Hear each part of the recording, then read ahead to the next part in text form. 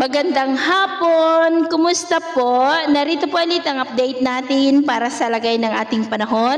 Ngayong hapon po ng June 17, 2024 na kung saan sa ngayon ay patuloy pa rin na nag-i-extend ang Intertropical Convergence Zone sa silangang bahagi po ng Visayas at Mindanao habang ang habagat ay nananatili pa rin na nandyan sa kanlurang baybayin po ng ating bansa at easterlies naman ang hangin na umiihip sa silangang bahagi po ng Luzon. At ito naman ay pinapakita ng forecast model natin pong ginagamit hanggang po sa susunod na 2 linggo.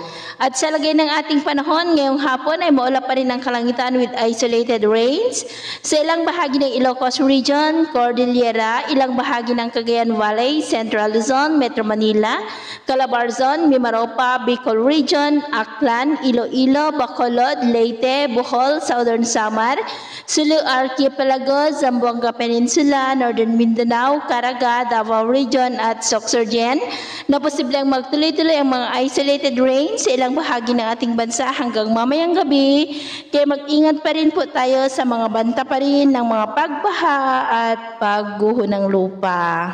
Sa atin naman pong mga baybayin, wala naman po tayong nakataas na namang gale warning signals, pero iba yung pag-ingat lamang po kung papalaot tayo para mas makaiwas sa mga sakunang pangkaragatan.